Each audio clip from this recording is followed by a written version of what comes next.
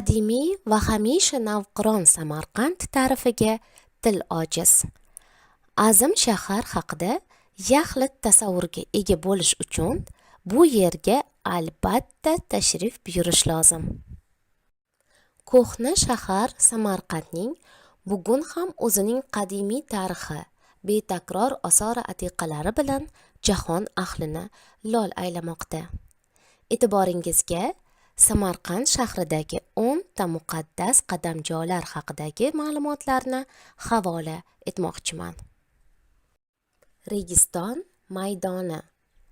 Ushbu maydon shaharning diqqatga sazovor muhim joylaridan biri bo'lib, qadimiy ammo hamisha navqiron shaharsozlik ansambli sifatida butun dunyoga dong'i ketgan. Uning 3 ta qudratli maqbara binosi qurshab olgan bo'lib, har biri alohida noyob bezak bilan pardozlangan. Sharq me'morchiligining ajoyib namunasi sifatida Samarqand UNESCOning Butunjahon merosi ro'yxatiga kiritilgan. Go'ri Amir maqbarasi. Go'ri Amir tarixiy yodgorligi 15-asr boshlarida qurilgan bo'lib, o'zbek me'morchilik san'atining buyuk ijodiy namunasi hisoblanadi. Muqaddam madrasa shahardagi mashhur ziyoli arboblarning farzandlariga ta'lim-tarbiya beruvchi ilm maskani sifatida qurilgan. Uning ro'parasida maxsus xonaqoh qad rostlagan. Bino qurilishi Muhammad Sulton tomonidan boshlangan bo'lib, u islom ta'lim markazi ochishni ko'zlagan edi. Bibixonim jome masjidi. Amir Temur hajmi va chiroyi jihatdan sayyoramizdagi boshqa obidalardan ustun turgan go'zal maqbarani qurib, ayoliga sovg'a qilgan.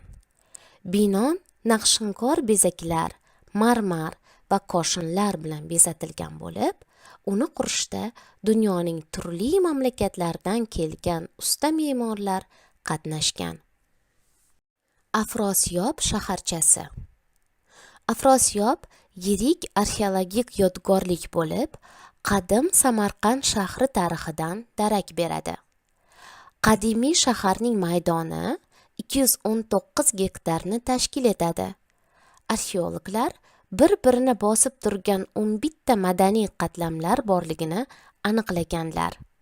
Shaharning zamonaviy relyefida qudratli qal'aning xarobalari, ko'hna mudofaa devorlari, qachonlardir shaharga suv keladigan kanalning vayronalarini oson ajrata olish mumkin.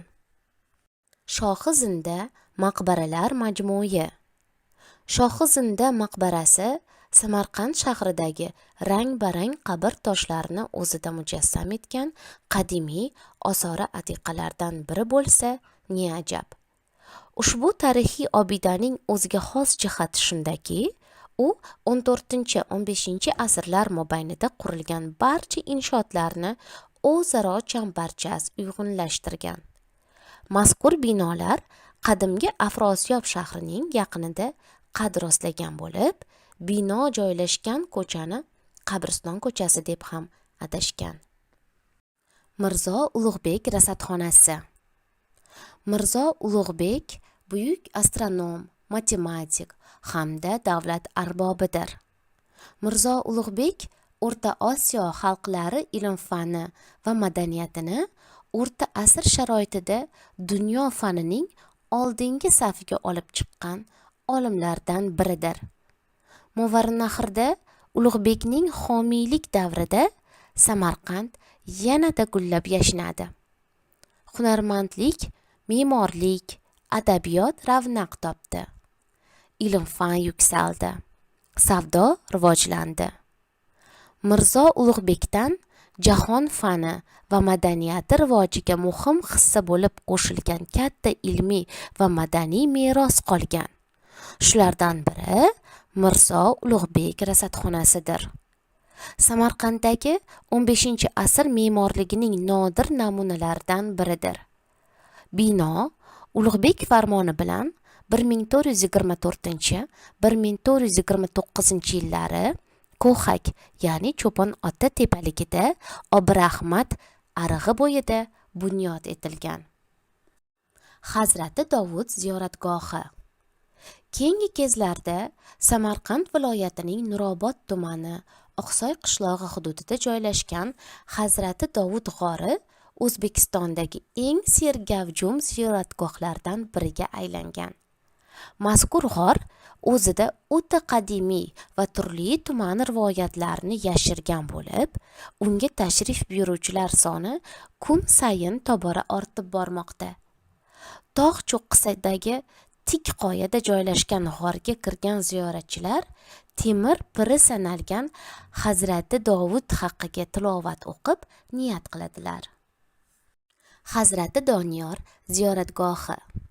Samarqand shahrining Afrosiyob qadimiy shaharchasi muhofaza devoridagidan oqib o'tadigan Siyob arig'i yoqasida Samarqand ahli tomonidan asrlar davomida qadr-qiymatlanib kelinayotgan Doniyor payg'ambar maqbarasi eng mo'tabar ziyoratgohlardan biridir. Samarqandliklar ushbu ziyoratgohni ba'zan Doniyor payg'ambar, Hoji Doniyor va Hazrati Doniyor ziyoratgohi deb ataydilar. Imom al-Buxoriy maqbarasi. Imom al-Buxoriyning nomi butun Sharq olamida mashhurdir. Uning hadislar to'plamida payg'ambarimiz Muhammad sallallohu alayhi vasallamning aytganlari va hayotliklaridagi ular bilan bog'liq hikmatlarga boy voqea hodisalarga doir 600 mingdan ziyod qo'lyozmalar qoldirganlar. Imom al-Buxoriy azaldan ilm-fan va madaniyat ravnaqiga mashhur ulamo bo'lib, muhaddislarning imomi, hadis ilmining sultoni hisoblanganlar.